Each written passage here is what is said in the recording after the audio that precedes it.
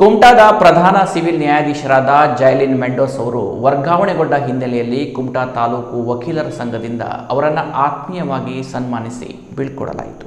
ಕುಮಟಾ ನ್ಯಾಯಾಲಯದಲ್ಲಿ ಕಳೆದ 3.8 ವರ್ಷದಿಂದ ಪ್ರಧಾನ ಸಿವಿಲ್ ನ್ಯಾಯಾಧೀಶರಾಗಿ ಸೇವೆ ಸಲ್ಲಿಸಿದ ಜೈಲಿನ್ ಮೆಂಡೋನ್ಸಾ ಅವರು ಹಾಸನ ಜಿಲ್ಲೆಯ ಚನ್ನರಾಯಪಟ್ಟಣಕ್ಕೆ ವರ್ಗಾವಣೆಗೊಂಡಿದ್ದಾರೆ. ಈ ಹಿನ್ನೆಲೆಯಲ್ಲಿ ಕೋರ್ಟ್ ಸಭಾಂಗಣದಲ್ಲಿ ಹಮ್ಮಿಕೊಂಡ ಸರಳ ಕಾರ್ಯಕ್ರಮದಲ್ಲಿ ಕುಮಟಾ ತಾಲೂಕು ವಕೀಲರ ಸಂಘದ ವತಿಯಿಂದ ಜೈಲಿನ್ ಮೆಂಡೋನ್ಸಾ ಅವರನ್ನು ಸನ್ಮಾನಿಸಿ ಆತ್ಮೀಯವಾಗಿ ಬೀಳ್ಕೊಡಲಾಯಿತು.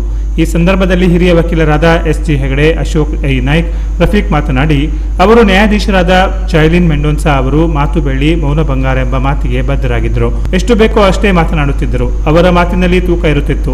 ಅವರ ಹುದ್ದೆಗೆ ಘನತೆಗೆ ತಕ್ಕುದಾಗಿ ಮಿತ ಭಾಷಿಕರಾಗಿ ನಮ್ಮೆಲ್ಲ ವಕೀಲರ ಪ್ರೀತಿ ವಿಶ್ವಾಸಕ್ಕೆ ಪಾತ್ರರಾಗಿದ್ದರು. ಅವರ ಮುಂದಿನ ವೃತ್ತಿ ಜೀವನ ಯಶಸ್ವಿಯಿಂದ ಕೂಡಿರಲಿ ಎಂದು ಹಾರೈಸಿದರು. ಕಿರಿಯ ವಕೀಲರಾದ ಪ್ರಿಯಾಂಕಾ ಮಾತನಾಡಿ, ನನ್ನಂತ ಕಿರಿಯ ವಕೀಲರನ್ನು ಕೂಡ ಪ್ರೋತ್ಸಾಹಿಸುವ ಮೂಲಕ ಕಾರ್ಯನಿರ್ವಹಿಸಲು ಸಹಕಾರ ನೀಡಿದ್ದಾರೆ. ಅವರಲ್ಲಿರುವ ಕಾನೂನಿನ ಪಾಂಡಿತ್ಯ ನಮ್ಮೆಲ್ಲರಿಗೂ ಪ್ರೇರಣೆ ನೀಡಿದೆ ಎಂದರು.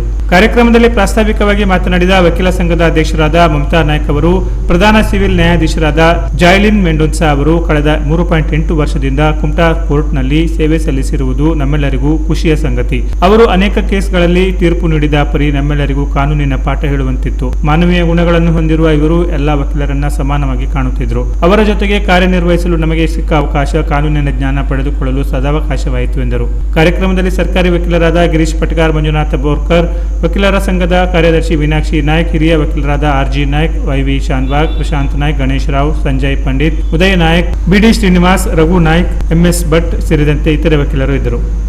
Canara plus news, Kumta.